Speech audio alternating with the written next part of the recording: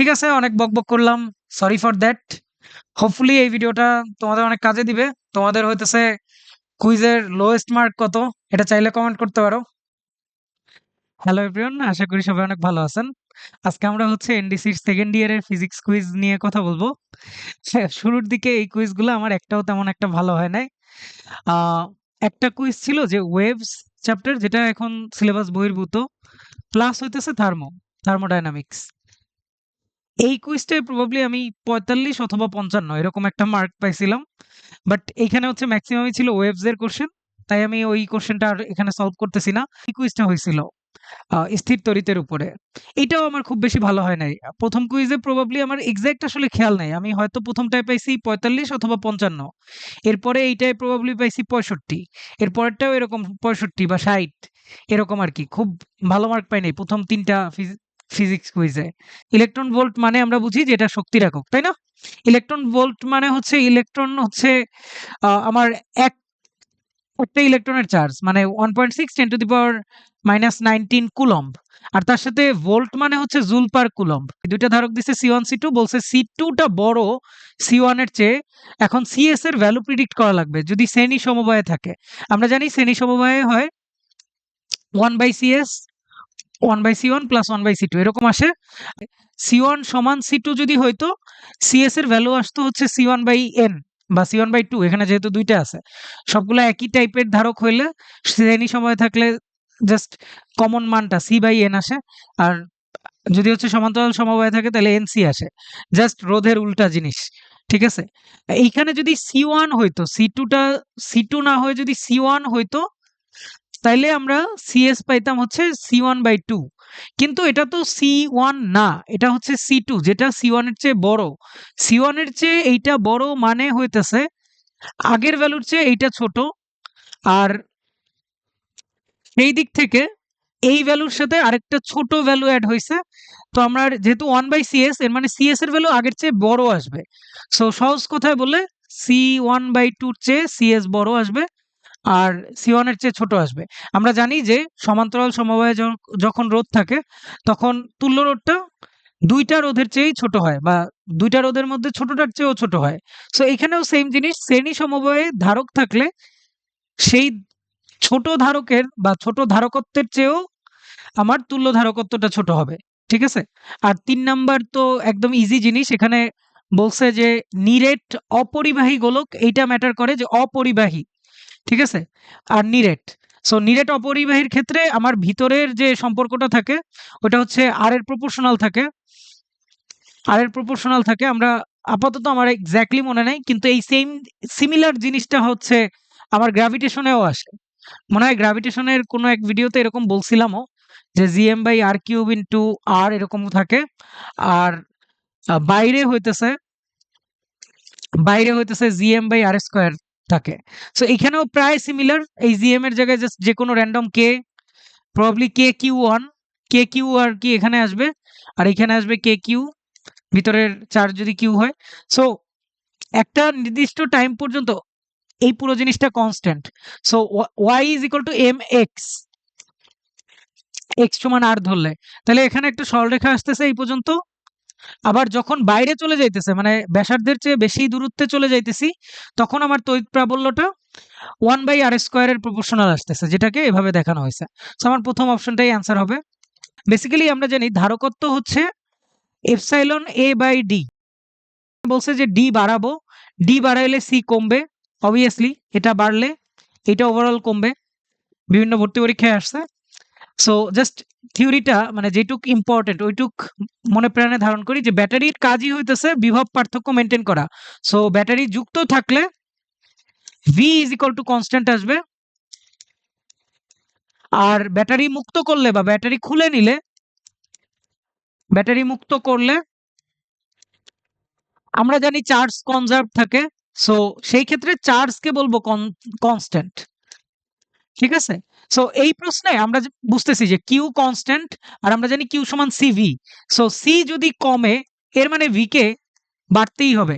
Dielectric মাধ্যম প্রবেশ করলে বিভব পার্থক্য কি হবে? এটাকে এভাবে লেখা হয় যে εr * ε0। আর যেকোনো ডাইইলেকট্রিক প্রবেশ করলে এপসাইলন আর এর ভ্যালু 1 এর চেয়ে বড় হয়, এটুকু একদম কনস্ট্যান্ট। মানে শূন্য মাধ্যমে হয় এপসাইলন নট, কিন্তু অন্য যেকোনো মাধ্যমে যেমন পানিতে হয় 80 এপসাইলন। সো এর মানে এই ওভারঅল এপসাইলন এর ভ্যালু অন্য যেকোনো মাধ্যমে বাড়ে। ঠিক আছে? এই যে এপসাইলন এর ভ্যালু এটা যেকোনো মাধ্যমে বাড়ে। সো A/D এটা কনস্ট্যান্ট ধরে রাখলেও C বেড়ে গেছে। C বেড়ে গেলে ওই একই কথা, আমি তো ব্যাটারি থেকে মুক্ত করছি। মানে Q কনস্ট্যান্ট। তাহলে C বাড়লে V কমবে। শেষ। অ্যান্সার হবে হ্রাস। একই টাইপের থিওরির উপরে ২ টা প্রশ্ন দিয়ে দিছে। আচ্ছা, দেন বলছে কিউ আধানকে কেন্দ্র করে R ব্যাসার্ধের একটি গোলীয় গাউসীয় তল কল্পনা করা হলো। ব্যাসার্ধ দ্বিগুণ করা হলে নির্গত তড়িৎ ফ্লাক্স কত? এই প্রশ্নটা আমার টাইমে আমার কাছে অনেক ইম্পর্টেন্ট মনে হয়েছিল। বেসিক্যালি তড়িৎ ফ্লাস্ক আমি ভুলে গেছি, মনে হয় সাই দিয়ে লেখে। এটা হচ্ছে কিউ বাই এপসাইলন নট আসে। ঠিক আছে? এই জিনিসটা আমি কত ব্যাসার্ধের গোলক কল্পনা করতেছি এটার উপর ডিপেন্ড করে না। Q by epsilon naught. Just ভিতরের চার্জ যদি আমি কিউর জায়গায় 2q দেই, তাহলে এখানে দ্বিগুণ হয়ে যাবে। 2q বাই এপসাইলন নট আসবে। কিন্তু চার্জ যদি সেম থাকে, তাহলে আমি কত ব্যাসার্ধের আ গোলক কল্পনা করতেছি এটা ম্যাটারই করবে না। সো আমার অ্যান্সার হবে যে একই থাকবে। ঠিক আছে? আচ্ছা, একটা জিনিস চিন্তা করি, একই চার্জ যাবে ২ টার মধ্যে থেকে। যেহেতু শ্রেণীতে আছে, এর মানে একই চার্জ যাবে। Q is equal to CV. So এখানে C1V1 equals to C2V2 হবে। ঠিক আছে? আচ্ছা, এখানে দেখে তো মনে হইতেছে তাইলে একটার ইনভার্স অনুপাতে বিভক্ত হবে। ১২ আর ২ আছে। সো এটা হচ্ছে ১২/১৪ ইন্টু ৭০ হবে, যেটা হচ্ছে ৬০ ভোল্ট। কিউ চার্জে চার্জিত কোনো সমান্তরাল পাতধারকের পাত দুটির মধ্যে সুষম ঘনক আকৃতির কোনো ডাইইলেকট্রিক মাধ্যম রাখা হলো। ঘনকটির সাথে সংশ্লিষ্ট মোট ফ্লাক্স কত? Q enclosed by epsilon naught Gaussian তল অনুযায়ী। সো একটা ঘনকের ক্ষেত্রে আমি যদি এভাবেও তল মানে চিন্তা করি, তাহলেও অ্যাকচুয়ালি কিউ এনক্লোজড 0 হবে। দেন এপসাইলন নট আসবে, মানে 0 আসবে অ্যান্সার। আর যদি হইতেছে এই যে সমান্তরাল পাতধারকের মতো চিন্তা করি, বাইরে দিয়ে হচ্ছে এনক্লোজ করব, সেই ক্ষেত্রেও আমার কিউ এনক্লোজ 0। সো অ্যান্সার আসবে হচ্ছে 0। আর ৯ বলছে যে H2O এর লব্ধি দ্বিমেরু ভ্রামক দেওয়া আছে। দ্বিমেরুর প্রতিটি চার্জ দেওয়া আছে। এইচ ও বাহু দুইটির মধ্যবর্তী কোণ দেওয়া আছে। বলছে এইচ ও বাহুর দৈর্ঘ্য বের করতে। আচ্ছা, আমরা এইভাবে চিন্তা করতে পারি যে আমার ২ টা পি ভ্রামক আছে, তাই না? দ্বিমেরু ভ্রামক আরকি। তারা মানে কিভাবে তৈরি হইতেছে যে এইচ ও এই বন্ডের মাধ্যমে, OH বন্ডের মাধ্যমে। ঠিক আছে? নেগেটিভ থেকে পজিটিভ দিকে প্রবাবলি দিক থাকে। যাই হোক, এখানে ওইটা লাগবে না, এখানে জাস্ট লেন্থটা লাগবে। সো এগুলার ২ টারই মান হচ্ছে পি। এখন মধ্যবর্তী কোণ কত? ১০৪.৫ ডিগ্রি। যেহেতু ২ টার মান সেম, ঠিক আছে? আমরা চার্জের মানটা একটু পরেই ইউজ করতেছি। আ দ্বিমেরুর প্রতিটা চার্জের মান আলাদা দিয়ে দিছে। না দিয়ে দিলেও আসলে অসুবিধা ছিল না, এটাই হবে। আমার এই যে এইখানে 2 ডেল, 2 মাইনাস ডেল, এখানে ডেল প্লাস, এখানে ডেল মাইনাস আসে। সরি, হ্যাঁ, ডেল প্লাস আর ডেল প্লাস আসে। আমরা মূলত এই যে 2 ডেল মাইনাস এটাকে ২ ভাগে ভাগ করে ২ টা দ্বিমেরু ভ্রামকের সাথে দিয়ে দেই। একটা আরেকটা হইতেছে এটা। যাই হোক, এখানে যেহেতু প্রশ্নে বলে দিছে আমাদের আর অত কষ্ট করা লাগতেছে না। আচ্ছা, আমরা জানি যে ২ টা যদি সেইম ভেক্টর হয় তাদের লব্ধি হয় 2 অফ যেকোনো একটা ভেক্টরের মান cos অফ মধ্যবর্তী কোণ। সো এখানে ১০৪.৫ তার অর্ধেক ডিগ্রি। আর পি এর ভ্যালু এখানে আসলে বের করা লাগবে। এই অ্যান্সারটা লব্ধি বলে দিছে 6.17 10 to the power 30 coulomb metre. আচ্ছা, সো এখান থেকে হচ্ছে আমি পি বের করব। আমি ক্যালকুলেটর থেকে বের করে ফেলি। 2 cos ওই আলফা বাই 2 দিয়ে ভাগ দিতে হবে। আচ্ছা, এগুলো হচ্ছে মানে এমনি পরীক্ষা হলে আসলে আমরা তো ক্যালকুলেটরেই করব। হাতে হাতে করার মতো তো আসলে সবগুলা স্কোপ থাকবে না। ১০৪.৫/২। আচ্ছা, পি এর মান পেয়ে গেছি। পি এর মান পেয়ে গেছি। পি এর মান কত? 5.039 10 টু দি পাওয়ার -30। আর আমরা জানি P is equal two what? QL. ঠিক আছে? সো কিউর ভ্যালু কত? ই। সো ই দিয়ে জাস্ট আসলে ভাগ দেওয়া লাগবে ওই বন্ডের লেন্থ পাইতে। সো ই দিয়ে ভাগ মানে 1.6 10⁻⁻19 দিয়ে ভাগ।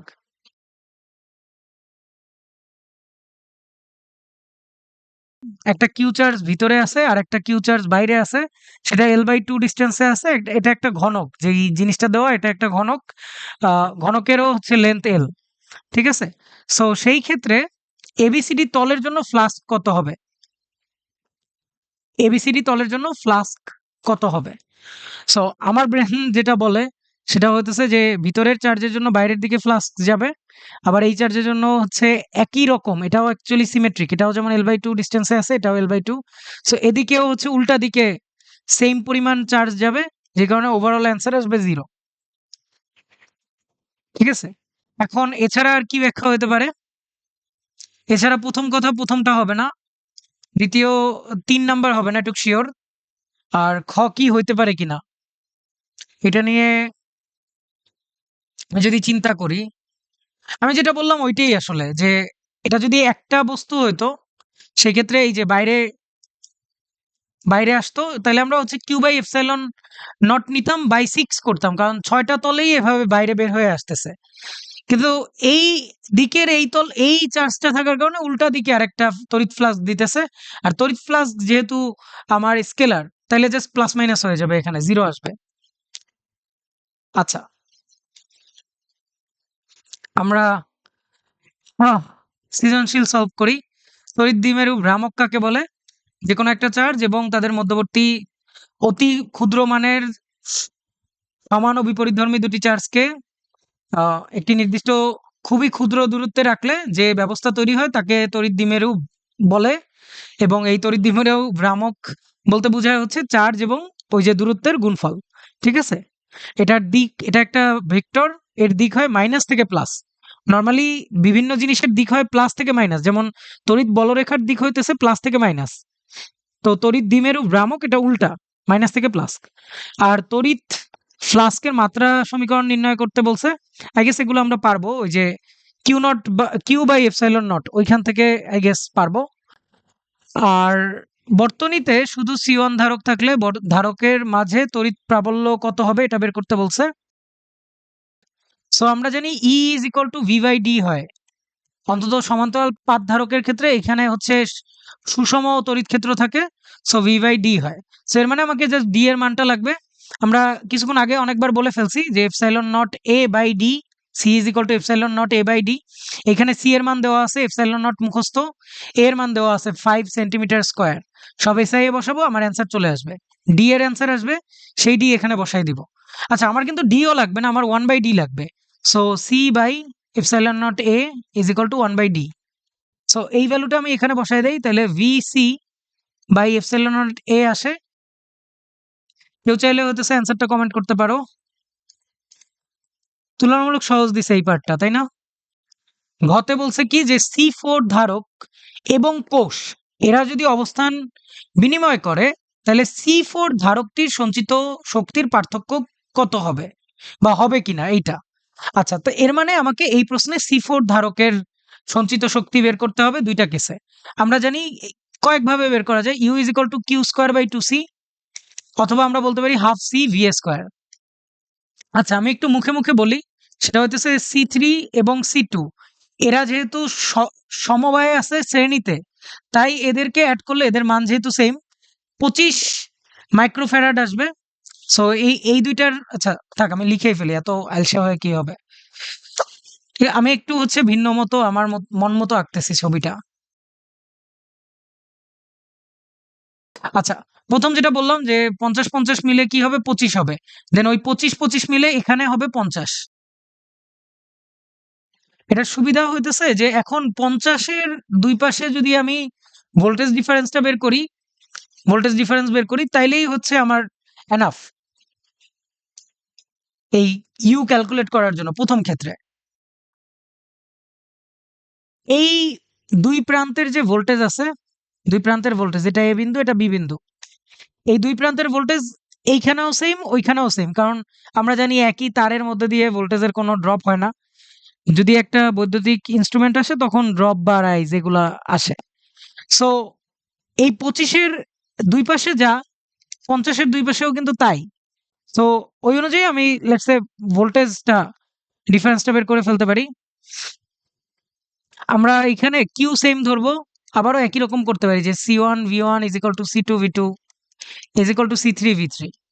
মানে এই তিনটা ক্যাপাসিটরের বদলে যদি আমি একটা ক্যাপাসিটর ইউজ করতাম সেটাকে বলতাম সি ইকুইভ্যালেন্ট, সেইটার ক্ষেত্রেও চার্জের ভ্যালু এটাই আসতো, চার্জ কিউই যাইতো। এখানে যেমন কিউই যাইতেছে ওই কিউই যাইতো, আর এই ভোল্টেজ যেমন ভি, এখানেও হচ্ছে ভি সমান 25 ভোল্ট, এটাই থাকতো টোটাল ভোল্টেজটা আর কি। এখানে তো শ্রেণী সমবায়, তাহলে সি ইকুইভ্যালেন্টের ভ্যালু কত? C1 inverse plus C2 inverse plus C3 inverse তার inverse into V total.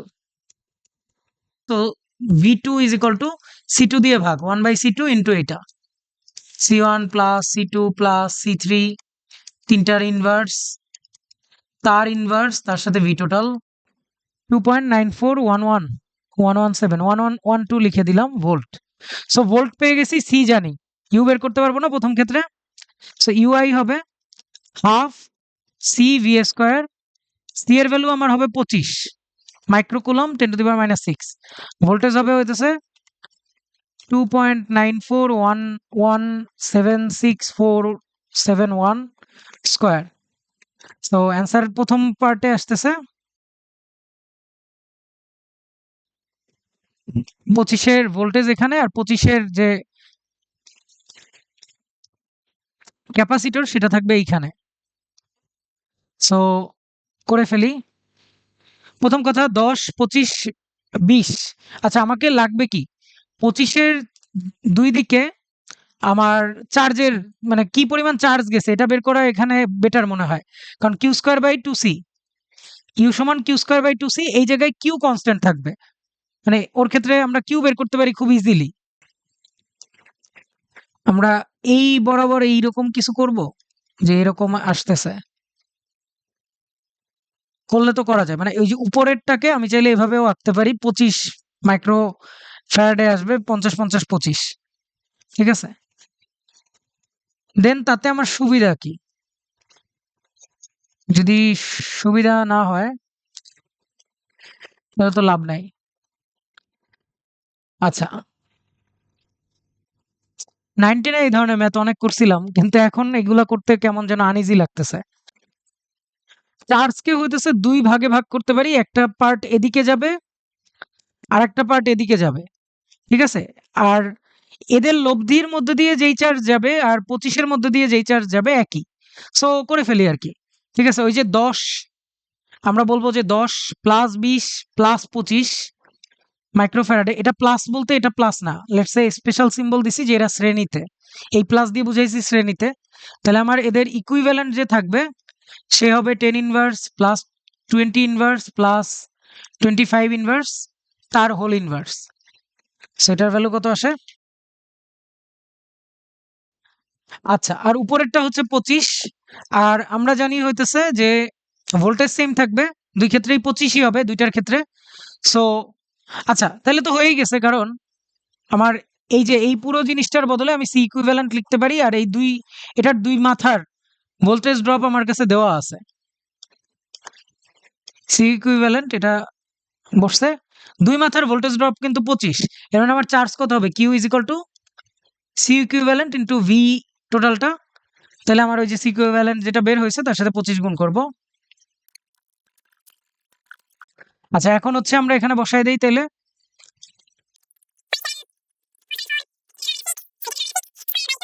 2 into C, C এর ভ্যালু কত বসাবো 25, কিন্তু 25 মাইক্রো ফ্যারাডে, যেহেতু আমরা জাস্ট ওইটার দুই ক্রসের শক্তি চাইতেছি। সো শ্রেণীতে থাকলে Q square by two C নিব, আর প্যারালালে থাকলে C half C V square নিব, ঠিক আছে।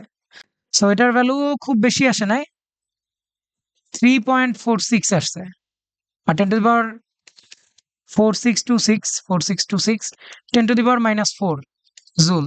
সো আগের চেয়ে কি বেড়ে গেছে, তাই না? আগে যে ভ্যালু ছিল এখন তার চেয়ে বেড়ে গেছে। এইটাই হচ্ছে আমার প্রশ্ন ছিল যে পার্থক্য হবে কিনা শক্তির। সো শক্তির পার্থক্য হবে, বেড়ে যাবে, কত বেড়ে যাবে এটা বিয়োগ করে আমরা বের করতে পারবো। ঠিক আছে, আরেকটা যেটা, যে প্রশ্ন নিয়ে আমি কথা মেইনলি আজকে বলতে চাইতেছিলাম, আমাদের একটা কুইজের প্রশ্ন এরকম ছিল যে এখানে একটা ব্যাটারি আছে, লেটস সে একটা ব্যাটারি আছে 3 ভোল্টের, এখানে একটা রোধ আছে লেটস সে 0.6 ওহমের, আরেকটা ব্যাটারি আছে লেটস সে যে কোনো দিকেও হতে পারে, উল্টা দিকেও হতে পারে, ওই অনুযায়ী আমরা কেভিএল কেসিএল ওইসব ইউজ করবো। লেটস সে এটা হচ্ছে 0.2 এটা, আর এটা হচ্ছে 2 ভোল্ট। সো আরেকটা হচ্ছে বাইরে থেকে মনে হয় একটা ব্যাটারি ছিল, প্লাস একটা রেজিস্ট্যান্স ছিল, আবার একটা ব্যাটারি ছিল, আরেকটা রেজিস্ট্যান্স ছিল, এরকম আর কি, বা আরো কয়েকটা ব্যাটারি ছিল। আর বলছিল যে এইখানে এ বিন্দু, আর লেটস সে এইখানে বি বিন্দু, এই এ আর বি মানে VA minus VB equals to কত, এটা হচ্ছে ডি এর কোশ্চেন। আর এ এর মানে সি এর কোশ্চেন ছিল যে যদি হইতেছে এই যে পরের অংশটা না থাকে, জাস্ট এইটুকু অংশ থাকে, সেই ক্ষেত্রে আমার তুল্য যে ভোল্টেজটা ওটা কত হবে।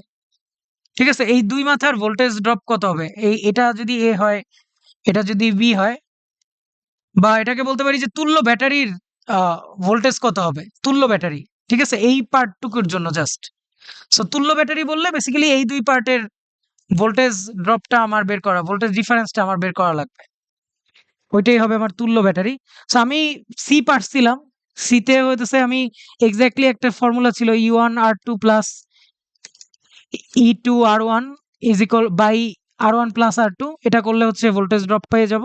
সো ওইটা ডিরেক্ট করে দিছিলাম। এখন এইটার আইডিয়াটা কিভাবে আসছে এটা জাস্ট একটু বলে ফেলি। লেটস সে এই যে ভোল্টেজ ড্রপ, মানে এখানে একটা রেজিস্ট্যান্স আছে এরকম চিন্তা করতে পারি। আচ্ছা দরকার নাই, মেবি সি না দেখায় একবারে ডি দেখাবো। আচ্ছা ডিও লেটস সে দেখাইলাম না। ঠিক আছে, আমি আরেকবার জাস্ট একটা ফান্ডামেন্টাল কেভিএল কেসিএল এর একটা প্রুফ যেটা ইসাক স্যারের বইয়ে আছে ওইটা একটু দেখাই। এই যে ব্যাটারি রিলেটেডই, ওইটা অনেকটা হেল্প করবে এরকম তুল্য ব্যাটারি বের করতে, অন্তত সমান্তরালে যেগুলো আছে। এক একটার, এটার হচ্ছে E1, এটার E2, এটার E3। লেটস সে এখান থেকে আরেকটা রেজিস্ট্যান্স আছে যার মধ্যে দিয়ে হইতেছে আই পাস করে, আর এখান থেকে I1 কারেন্ট বের হয়, এখান থেকে I2, এখান থেকে I3, এভাবে কারেন্ট বের হইতেছে। আর এখানে R1 রোধ আছে, এখানে R2 আছে, এখানে R3 আছে, আর এখানে একটা বড় রোধ আর আছে। সো আমাকে যখন তুল্য ব্যাটারি বের করতে বলবে, আমাকে বেসিক্যালি আইআর মানে এই দুই পয়েন্টের ভোল্টেজ ড্রপ, এই আইআরই লাগবে আমার। সো ইকুইভ্যালেন্টটা বের করব।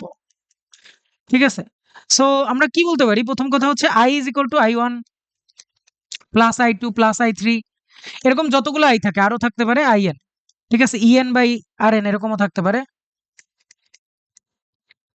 EN RN। ঠিক আছে, এখানে মাঝে আরো আছে, আরো আছে। সো প্রথম কথা হচ্ছে এইটা, আমরা এটা কেসিএল, নর্মাল কেসিএল থেকে বুঝতে পারি, নর্মাল কেসিএল। আর দেন আর কি বুঝতে পারি, লেটস সে আমি যদি জাস্ট এইভাবে ধরি যে এটা আর এটা একটা ঘুরে আসছে, দেন পরে ওই নিচের প্রত্যেকটাকে এভাবে লুপ ধরি যে বড় রেজিস্ট্যান্সটা নিয়ে একটা লুপ, আর প্রত্যেকটা ব্যাটারির মধ্যে একটা একটা করে লুপ। যেমন E3 এর জন্য যদি আমি লিখি, E3 এর জন্য তাহলে কেমন আসবে, আমার I3 এখান দিয়ে যাওয়া মানে হইতেছে I3 এখান দিয়ে প্রবেশও করতে হবে। সো ভোল্টেজ ড্রপকে আমি নেগেটিভ বলবো, I3 R3, ভোল্টেজ গেইনকে পজিটিভ বলবো। এখানে আমরা নেগেটিভ প্রান্ত থেকে পজিটিভ প্রান্তে আসছি, তাই ভোল্টেজ গেইনকে পজিটিভ বলবো, E3 প্লাস হবে। দেন আবার মাইনাস হইতেছে IR ইজ ইকুয়াল টু 0 বলবো, কারণ একই পয়েন্টে ফেরত আসছি, এই পয়েন্টে শুরু করছিলাম, এই পয়েন্টে আবার ফেরত আসছি। এইটুকের জন্য I3 R3 মাইনাস হবে, কারণ অলওয়েজ হায়ার পোটেনশিয়াল থেকে লোয়ার পোটেনশিয়ালের দিকে কারেন্ট যায়, অ্যান্ড কারেন্টের দিকেই আমি হচ্ছে ট্রাভার্স করতেছি। সো এইটার জন্য হচ্ছে ড্রপ হয়েছিল হাই থেকে লোতে, বাট এইখানে লো থেকে হাইয়ে গেছে তাই প্লাস করছি, দেন আবার হাই থেকে লোতে গেছে তাই মাইনাস করছি। এখান থেকে আমরা বুঝতে পারছি যে I3 R3 plus IR is equal two E3। এখন যে কোনো এর জন্য, যে কোনো লুপের জন্য এটাই সত্য যে EX is equal two IR plus ছোট IX RX। ঠিক আছে? তো এখন আমি যদি, যেহেতু প্রত্যেকটার পোলারিটি সেম, তাই এইভাবে আসবে। কথার কথা, এখানে যদি কারো পোলারিটি উল্টায় দেওয়া হতো, তাহলে আমরা জাস্ট E2 এর ভ্যালুটা নেগেটিভ বসায় দিতাম। লেটস সে এখানে 2 ভোল্ট লেখা মানে -2, Ex সমান -2 বসতো। যাই হোক, এখানে তো আমরা উল্টাইতেছি না আপাতত। আচ্ছা, আমরা কি করতে পারি? আমরা হচ্ছে এখানে Rx দিয়ে ভাগ দিব। ভাগ দিলে আমার এখানে IR/Rx আসবে প্লাস Ix আসবে। এরপর আমরা সামেশন সাইন ইউজ করব। তাহলে এখানে সব Ex/Rx এর সাম আসবে একদিকে। এইখানে হচ্ছে IR একটা কনস্ট্যান্ট, IR বের করে দিতে পারি। 1/Rx এর সাম আসবে। আর এখানে Ix এর সাম আসবে। আর আমরা শুরুতেই বলছি Ix এর সাম is equal two I। So IR summation 1/Rx plus I। সেখান থেকে I কমন নিতে পারি। I কমন নিলে হচ্ছে আসে R into summation of 1/Rx plus 1। আচ্ছা, এইখান থেকে হচ্ছে আমি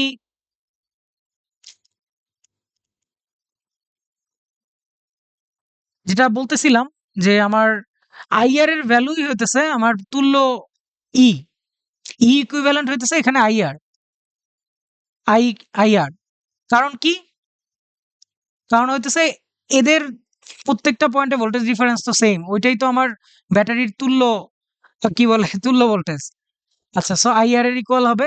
সো এইখান থেকে আমি IR এর ভ্যালু বের করতে পারি। কিভাবে? এখানে তো একটা I আছে। I এর ভ্যালু তো আমি জানি না। IR এর ভ্যালু বের করতে, আচ্ছা, আমরা ১ম এ I বের করি, দেন হচ্ছে লাগলে R দিয়ে একটা গুণ দিলাম, শেষ। ঠিক আছে? সো I আসতেছে হচ্ছে সামেশন Ex/Rx বাই হইতেছে R into 1 by, sorry, summation Rx মানে হচ্ছে 1/R1 plus 1/R2 plus 1/R3, এইটা প্লাস 1। এখন আমরা কি করব? একটা সুন্দর একটা R কমন নিয়ে নেব এখান থেকে, নিচ থেকে।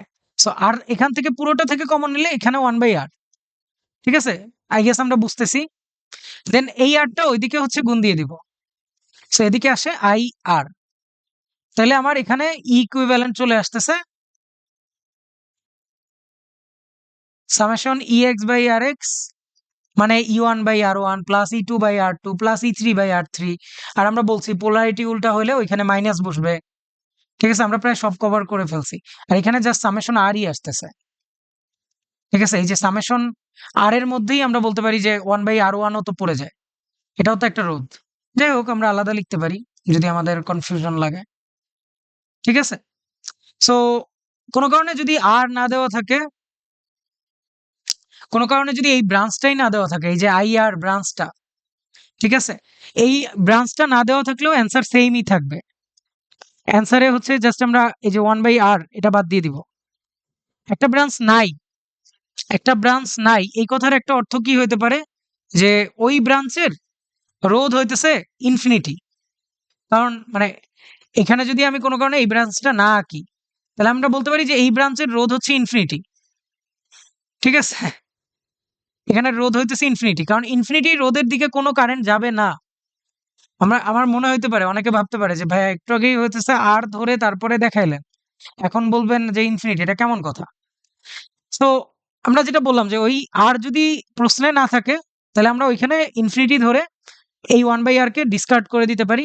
সো আমার ২ টার জন্য যে প্রশ্নটা ছিল, আমি এখন হচ্ছে একটু প্রশ্নটা মডিফাই করি। লাগলে একটু পোলারিটি চেঞ্জ করে দেই। এটা ২ ভোল্ট, এখানে হচ্ছে 0.6, এখানে 0.2। সো এই ২ প্রান্তের ভোল্টেজ ডিফারেন্স কত হবে? ভোল্টেজ ডিফারেন্স কত হবে? আমার আমরা জানি E equivalent is equal to 3/0.6 E1/R1 minus 2/0.2 by হইতেছে 0.6, 1/0.6, 1/0.2। আশা করি এটার অ্যান্সার হচ্ছে মানে ক্যালকুলেটর দিয়ে বের করতেই পারবো। কমেন্ট করে জানায়ও। আমরা হচ্ছে ডি তে আসি। আমার কাছে ডি আসলে অনেক সহজ ছিল। আমি বারবার বলি এটা হইতেছে আমার ব্যর্থতা ছিল যে আমি পারি নাই। অ্যান্ড এটার খুব মজার একটা কথা আছে। মজা না, আসলে অনেক ডিপ্রেসিং একটা কথা। আমি হচ্ছে সারারাত জেগে পড়ছিলাম। এই অভ্যাসটা আমার অনেক ছোটবেলা থেকে, যে আমি অনেক বেশিরভাগ পরীক্ষাই হচ্ছে সারারাত জেগে পড়ে দেই। সারাদিনে কেন জানি আমার পড়ার কথা ওইরকম মনেই পড়ে না। সো সারাদিনে যে পড়ে না, তার হইতেছে ওই রাইতেই পড়া লাগে। আমার মা এটা একদমই পছন্দ করে না। কিন্তু কিছু করার নাই। আমি এই কাজটা করছি। ঠিক আছে? ঠিক হোক, ভুল হোক, কাজটা যেহেতু করে ফেলছি, এখন তো আসলে কিছু বলার নাই। আচ্ছা, লেটস সে এইটা হচ্ছে 20 ভোল্ট। তো আমাকে এ আর বি বিন্দুর ভোল্টেজ ডিফারেন্স বের করতে বলছে। আমরা আমি এটা সলভ করব না। এটা হচ্ছে এইচডব্লিউ। এটা হচ্ছে কেউ সলভ করে কমেন্টে জানায়ও, বা কেউ চাইলে হইতেছে কারো যদি ইচ্ছা হয় আমাকে আমার ফেসবুকে আর কি নক দিয়ে চাইলে সমাধানটা পাঠাইতে পারো। আমি হচ্ছে মেথডটা বলে দেই। ২ টা জিনিস করা লাগবে। এক তো লুপ ধরে আই বের করা লাগবে কয়েকবার।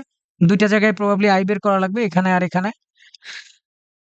আর আরেকটা জিনিস হচ্ছে, লেটস সে এখানে একটা যেকোনো ব্যাটারি আছে যেটার ভোল্টেজ E1, এটা R1, এখানে R2, এখানে একটা ব্যাটারি আছে E2, এখানে R3 আছে, এখানে উল্টা দিকে একটা ব্যাটারি আছে E3। ঠিক আছে? আমরা মান কি E3 বলতেছি। আচ্ছা, লেটস সে আমি কারেন্ট এদিক দিয়ে যাবে। ঠিক আছে? আমি ধরতেছি কারেন্ট এদিক দিয়ে যাবে। সেই ক্ষেত্রে আমরা লেটস সে এইখানের ভোল্টেজ 1, মানে A, এইখানের ভোল্টেজ B। আমরা হচ্ছে বলবো এইখানের ভোল্টেজ VA যদি ড্রপ হয় মাইনাস করে দিব। যেমন এইখানে এটা হায়ার পটেনশিয়াল, এটা লোয়ার পটেনশিয়াল। ব্যাটারির নোটেশনটা এটাই বুঝায় যে এই বড়টা হায়ার পটেনশিয়াল, এটা ছোট মানে লোয়ার পটেনশিয়াল। সো হাই থেকে লোতে গেছি মানে মাইনাস, দেন আবারও হাই থেকে লো মানে মাইনাস IR1, এটাও মাইনাস হবে, minus IR2, minus E2, minus IR3, plus E3 হবে। কারণ কি? প্লাসে আসছি, হাই ভোল্টেজে আসছি। আর কোন বিন্দুতে এসে শেষ হইছি, ওই বিন্দুর ভোল্টেজের সমান হবে। এই যে পুরো কাজটা করলাম, সেটা ওই বিন্দুর ভোল্টেজের সমান হবে। সো এই থিওরির উপরেই হইতেছে ওই যে ডি নাম্বার প্রশ্নটা ছিল। আর যেটা বললাম, আমি রাত জেগে পড়ছিলাম অনেক কিছু। পরে ডি নাম্বার দেখে আমার হচ্ছে মনটা খারাপ হয়ে গেছে। আমাদের ক্লাসে রাকেশ নামে একটা ছেলে ছিল, গ্রুপ 4 এ আরকি। তো রাকেশ দেখছিল যে আমি ঘুমায়ে পড়ছি। মানে এক্সাম হলেই শুয়ে পড়ছি যে হবে না এটা আমাকে দিয়ে। আমি ওই সময় এই জিনিসটা আমার মাথায়ই আসে নাই। কারণ আমি সারারাত জেগে বইয়ের প্রশ্ন পড়ছি। তারপরে বিভিন্ন কনসেপ্ট বুক পড়ে যাইতাম প্রায়ই। সো ওইগুলা পড়ে গেছিলাম। অ্যান্ড স্টিল আমার এই জাস্ট একটা লাইন, এই জিনিসটা একদম একটা ছোট বেসিক জিনিস, যে ড্রপ হইলে মাইনাস, গেইন হইলে প্লাস। আমার কারেন্টের দিকে তো, যদি রোদের মধ্যে দিয়ে কারেন্ট যেদিকে যাইতেছে ওই দিক দিয়েই যাই, তাহলে তো আমার ভোল্টেজ ড্রপ হবে। এই জিনিসটা আমার মাথায় ঢোকে নাই যে ২ টা পয়েন্ট এভাবে চিন্তা করা যায় আরকি, যে VA আর VB, VABB চিন্তা করা যায়। সো আমার মতো যেন কারো এই ছোট একটা চিন্তা যে করা যায়, এটা না জানার কারণে ৪ মার্ক বা ২০ মার্ক অ্যান্সার করতে না পারা, দেন এক্সাম হলে শুয়ে পড়া। এই ধরনের অনুভূতির মধ্যে দিয়ে যেন না যাওয়া লাগে, এইজন্য হইতেছে এত বড় বিশাল একটা ভিডিও বানাইছি। তোমার কাছে একটা টাইম আছে, সেই টাইমে তুমি এইচএসসির জন্য ম্যাক্সিমাম প্রিপারেশন নিবা। দেন তোমার কাজ হবে কি? অ্যাডমিশনের জন্য প্রিপারেশন নেওয়া। এইখানে যেমন আমি বারবার বলতেছি যে এনডিসির পিওআইকিউ করো, অ্যাডমিশনে বলবো যে অ্যাডমিশনের পিওআইকিউ করো। বুয়েটের টার্গেট হলে বুয়েটের, মেডিকেলের টার্গেট হলে মেডিকেলের, ভার্সিটি ক টার্গেট হলে ভার্সিটি ক।